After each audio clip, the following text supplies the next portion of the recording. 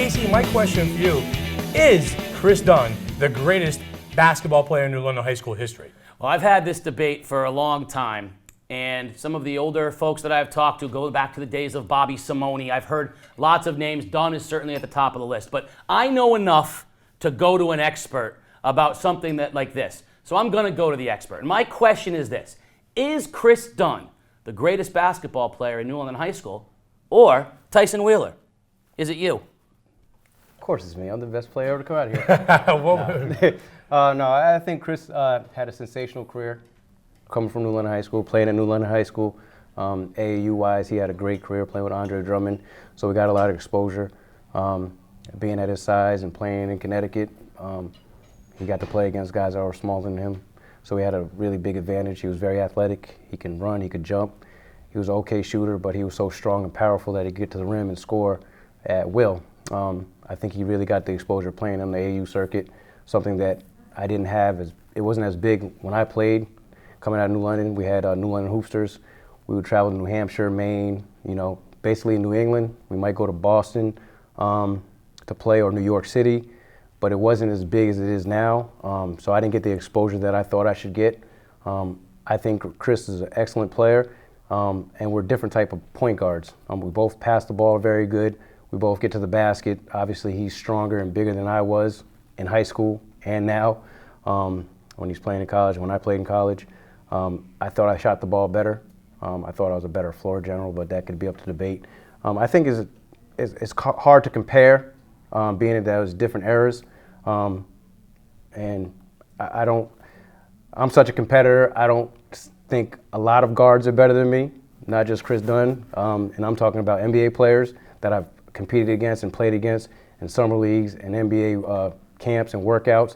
I thought I was a better guard than a lot of players that I played against. Well, let me explain to you why you're right, and you are the best guard in New London high school history. Nothing against Kris Dunn. Kris is a fantastic player, and I hope he has a great NBA career ahead of him. You have a lot of similarities. You were both multiple all-state players. You both led New London high school to a state championship. He, of course, broke your record for scoring, and I think you hit on a lot of the differences. Physically, Kris has an NBA body. He's a pro. Mm-hmm. I've never seen anybody control a game and do more with less, meaning your own physical limitations, like you said, but also some of the players around you. I've never seen someone do more with less than Tyson Wheeler. And I think Kris might go on to have one of the best careers around, and Kris is a fantastic player. But you go from my argument, you're the best basketball player in New London high school history. Tyson, how much has the high school game in general changed from the time you were playing till the time Kris played?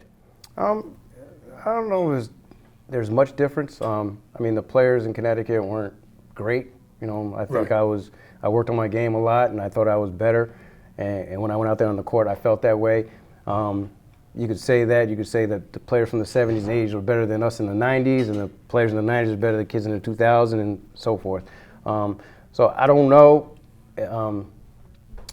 I think it's pretty much the same. It's just different eras. So I think if Kris played with us, he probably would have dominated. He would have been bigger and stronger, just like he is now. Playing against the East Limes, the Waterfords, NFAs, the Grottons. Those kids are similar to how they are now. So I don't think there's much difference. Is there Whaler pride? It does exist, does it not? Whaler pride. So the people that come through the program and some of the players, you like to carry that torch a little bit, don't you? Oh, definitely, because you grow up hearing about New London as a young kid. You go to the games and you watch the players that are playing in high school, and you want to be like them. That's all you really know coming from a small city. Usually the best team around, and you want to carry on that torch when you get there.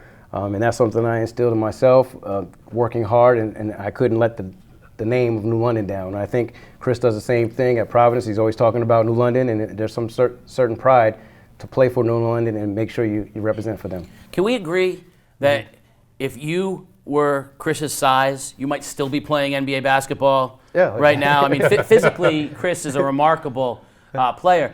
But I do think that you probably got as much out of, honestly, when people saw you walk on the court, they went, that's the best player in New London high school history? And then when you had caught the ball and shot it from 30 and drained it, they all said, oh, that's the problem. But do you think right. if you had been physically a little more like Kris? Oh, most definitely. I think that would have kept me in the NBA longer. He has a body like a Gary Payton. but stronger and bigger and faster, and he can jump higher. I think they're similar type of players, great defenders. And of course, if I could play the way I did at my size and be 6'4", I think I would have been really good. I think I would have been a multi-year all-star. Size matters. Definitely in that case. So I think, I remember playing in a tournament my junior year, and we were playing in Memphis, and a newspaper was interviewing me, and they asked me about who's your favorite player. I said Anthony Hardaway, and I said I'm 5'10". If I was 6'8", I would be way better than him. And that was when I was a junior in college. So I felt that way, and that's how I guess being small, you had to feel that way and think that way to be very successful. What will make Kris successful going into the next level? What will make him successful in the NBA? I think what he does now. He does a sensational job of setting his team up, running his team, shooting when they need him to shoot. He's an excellent defender. He's long, athletic. He rebounds. He passes the ball very well, and he runs his team. I think he needs to get better at his jump shot, which he has improved this year. And in the NBA, that's all they do is shoot around and work on their shot. So he's going to be a dynamic player. You got to think for a point guard, too, having scorers around him will certainly help him on the floor. Oh, most definitely. And the great thing about the NBA is you can really dribble and get past people. I know I had a short stint in the NBA, and when I used to play against Gary Payton in practice and Chauncey Billups and Nick Van Exel, those guys were really easy to get by because there was so much space and they couldn't stay in front of me. And so I think with Kris, he's strong, he has a dribble ability, and he can get by guys. Now you've become a coach now, at college level. My question is, how would you recruit a talent like the sports doctor to play at your school? I can shoot the ball, I'll tell you. Let him shoot. Let him shoot. No, I can shoot it. Get a good point guard and make sure he shoots your shot.